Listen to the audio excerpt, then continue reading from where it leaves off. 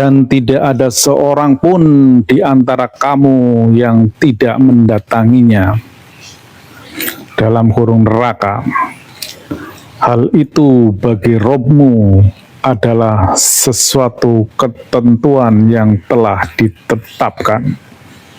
Kali ini bahasan yang amat sensitif, yaitu bahwa tidak ada seorang pun yang tidak mendatangi neraka. Baiklah, karena ini sesuatu yang sensitif, saya bacakan kembali bagaimana Quran surat Maryam ayat 71 dan 72 ini menginformasikan hal tersebut, yang artinya, dan tidak ada seorang pun di antara kamu yang tidak mendatanginya dalam kurung neraka. Hal itu bagi Robmu adalah suatu ketentuan yang sudah ditetapkan. Kemudian kami akan menyelamatkan orang-orang yang bertakwa dan membiarkan orang-orang zalim di dalam neraka dalam keadaan berlutut. Kemudian saya sampaikan juga tafsirnya ya, ini dari saya dapatkan dari online.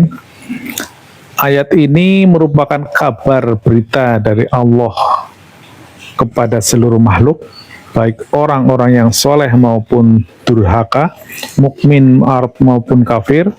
Setiap orang akan mendatangi neraka. Ini sudah menjadi ketentuan Allah Azza wa Jalla dan janjinya kepada para hamba.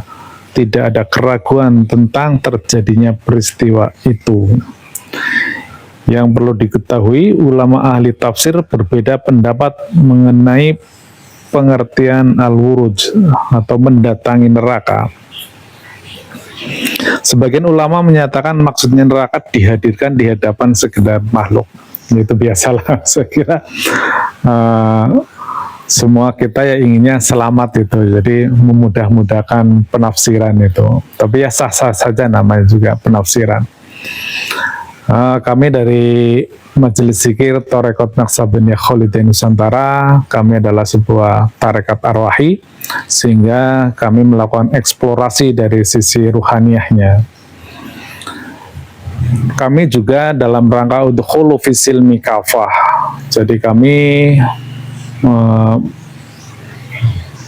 melihat bahwa agama ini sudah terlalu materialistis, sehingga pemahaman dari sisi rohani sudah nyaris diabaikan. Sudah sedikit sekali manusia yang mengeksplorasi sisi rohaniyahnya. Padahal hal yang utama dari diri kita adalah rohani kita. Menarik kalau kita cermati surat Maryam 71 dan 72.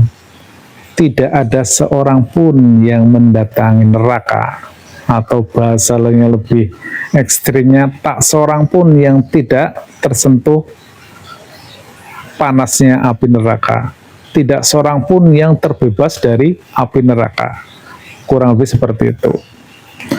Nabi kan manusia juga, waliullah juga manusia juga. Berarti beliau-beliau itu juga masuk neraka. Apalagi kita. Kita pun pasti masuk neraka gitu. Jadi jangan kita terlena, jangan kita mengenteng-entengkan, dan jangan kita menganggap remeh sesuatu yang amat mengerikan, itulah neraka. Dan jangan pula pemahaman kita hanya sebatas semoga, insya Allah kita terbebas dari neraka, kita masuk surga, tetapi hanya semoga. Padahal ancamannya pasti. Allah sudah berkata secara pasti, tidak seorang pun yang terlewat dari api neraka. Bahkan Nabi pun mengalaminya. Menarik kalau dari sisi perspektif syariat Zahiriyah, yang pemahamannya dibatasi oleh ruang dan waktu, dibatasi oleh perspektif, dibatasi oleh argumentasi, tentu ini akan banyak sekali pendapat-pendapat yang amat berbeda. Dan pendapat yang paling disukai oleh umat adalah pendapat yang menyelamatkan saja. Seperti yang tadi itu, neraka hanya diperlihatkan saja bagi orang yang soleh itu, hanya diperlihatkan itu. Jadi terlalu gegabah juga itu menafsirkan hal seperti itu. Dari mana pengetahuan seperti itu kalau itu diperlihatkan saja? Karena yang jelas tidak seorang pun yang tidak mendatangi, tidak masuk, tidak merasakan neraka. Baiklah, kita coba elaborasi dalam perspektif kodimnya, dalam perspektif ruhaniyahnya. Kembali lagi, untuk memahami itu adalah ayat-ayat dimensional. Ayat-ayat yang mempunyai dimensi lahiriah dan batiniah. Ayat-ayat yang berdimensi dunia dan akhirat.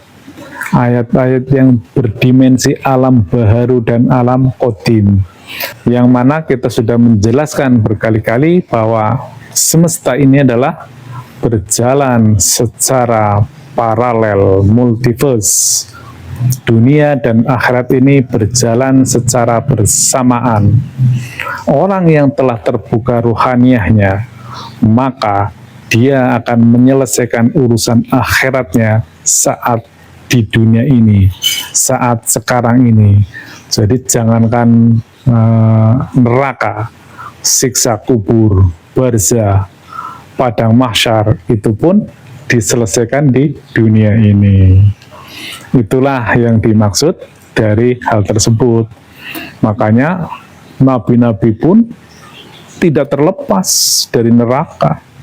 Bahkan kalau kita lihat perjuangan-perjuangan nabi-nabi itu, dia nerakanya lebih hebat daripada kita-kita yang masyarakat yang biasa, yang kelasnya kelas awam, itu jauh berbeda. Jadi seperti Nabi Muhammad itu perjuangannya itu luar biasa. Beliau sudah merasakan siksaan neraka ketika di dunia ini. Beliau sudah menyelesaikan seluruh urusan-urusannya di dunia ini, merasakan kematian di dunia ini, merasakan dibangkitkan di dunia ini, merasakan padang mahsyar dan pedihnya neraka juga di dunia ini. Luar biasa perjuangan beliau untuk berdakwah.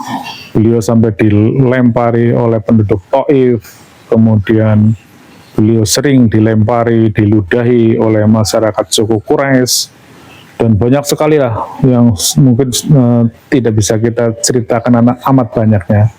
Tetapi secara prinsip, orang-orang yang ruhaniyahnya sudah diaktifasi, dia sudah bisa menyelesaikan urusan akhiratnya saat ini, saat di dunia ini. Apakah yang ngomong juga sudah merasakan? Loh, tentu.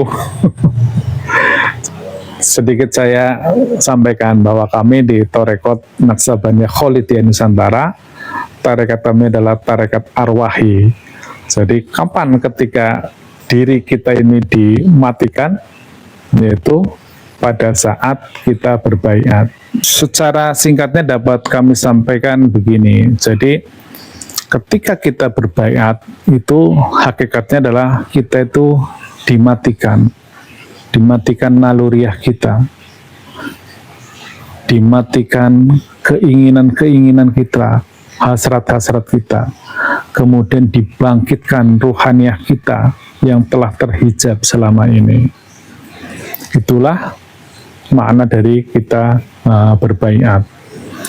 Kemudian lebih lanjut melalui sebuah serangkaian peramalan peribadatan yang cukup panjang, mulai dari zikrullah, suluk, ubudiyah, dan lain sebagainya. Nah, proses-proses pembersihan itulah sesungguhnya terjadi di alam akhirat, namun diselesaikan di dunia ini.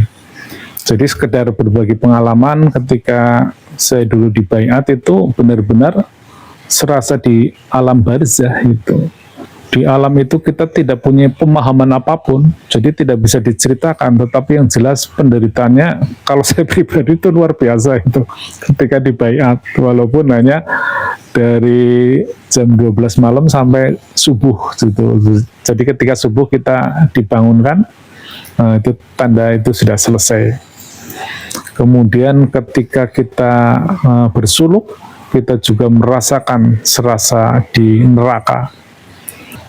Jadi segala perjalanan kami selama menjalankan semua standar operasional yang telah ditetapkan di tarekat ini, mulai dari baiat, kemudian zikrullah, kemudian suluk, dan ubudiyah, itu adalah sebuah perjalanan di alam ruhani. Dan kita terkonfirmasi perjalanan itu. Dan tidak seluruhnya yang masuk ke tarekat ini juga selamat gitu. Banyak juga yang terhempas di tengah jalan, karena ini adalah perjalanan ruhani di alam qadim, di alam akhirat. Kita menjalani tahap demi tahap yang sesungguhnya persis sama yang dipahami oleh orang-orang syariat itu. Hanya yang membedakan adalah ruang dan waktunya. Kalau orang syariat menganggap itu alam kubur, kemudian padang mahsyar sampai surga dan neraka itu dialami setelah kita masa kehidupan di dunia ini berakhir. Jadi kehidupan ini dianggapnya sekuensial. Tetapi kami di ilmu rohani itu bisa bersamaan. Jadi dialami saat ini gitu. Kita menyelesaikan bagaimana alam barzah, bagaimana siksa kubur, bagaimana padang mahsyar, bagaimana neraka itu kita alami di dunia ini gitu. Dan rata-rata sekarang di majelis zikir itu kalau boleh saya sampaikan itu kita berada di padang mahsyar itu. Ini adalah sebuah kondisi yang amat panas kalau kita ya sebagaimana yang diceritakan dalam perspektif syariat itu.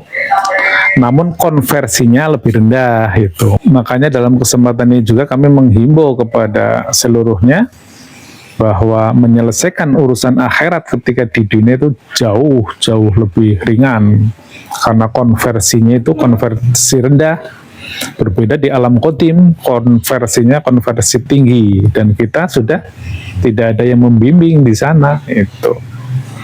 Oh, nanti kan ada syafaat Rasulullah. Pertanyaannya sudah kenal belum dengan Rasulullah itu. Bahkan kenal dengan Rasulullah pun ruhaniyahnya harus di sini. Kalau kita hanya menghayal, berangan-angan, semoga ya wassalam itu. Agama itu hal yang pasti, yang mutlak. Agama itu mutlak kebenarannya. Ilmu pengetahuan aja harus dibuktikan. Nah, ini agama kok semoga dan semoga gitu. Silakan kalau masih stay tune di mode lama ya silakan itu. Kami hanya menunjuki bahwa ada alam ruhani di sebelah alam kita. Sehingga menjadi relevan. Nabi pun masuk neraka. Bahkan nerakanya lebih dahsyat dari kita, karena yang termanifestasi dari perjuangan-perjuangan beliau, sehingga sudah selesai urusan beliau itu di dunia ini itu. Gambaran orang-orang yang sudah menyelesaikan urusan akhiratnya di dunia ini, salah satunya adalah sebagaimana Al-Baqarah 154 yang artinya, janganlah kamu mengatakan bahwa orang-orang yang terbunuh di jalan Allah telah mati, namun sebenarnya mereka hidup, tetapi kamu tidak menyadarinya. Kemudian Al-Imran 169, mereka itu hidup di sisi Tuhannya, mendapatkan rizki. Nah itu. Kemudian ayat 170-nya, mereka bergembira dengan karunia-Nya. Itu sudah amat jelas gitu. Jadi sudah tidak ada lagi peristiwa-peristiwa padang mahsyar, peristiwa-peristiwa surga dan neraka, karena sudah selesai, sudah diselesaikan semuanya di dunia ini. Dan kalau tidak selesai di dunia ini, ya hampir tidak mungkin menyelesaikan di sana. Bagaimana mungkin kesadaran akal masuk ke alam dimensi ruhani? Tahu apa? Akal kita bukannya ditinggal tidur aja udah selesai. Akal kita saat memasuki sakaratul maut juga selesai kan, sudah tidak ada kesadaran akal di situ. Ketika merasakan sakit yang luar biasa di dunia ini itu sudah selesai. Jadi demikian yang dapat kami sampaikan, bahwa tidak seorang pun yang bisa berlepas dari neraka. Kalau ingin selamat, selesaikanlah urusan nerakamu selagi di dunia ini. Demikian, ilahi anta maksudi, waridhoka matlubi. Wassalamualaikum warahmatullahi wabarakatuh.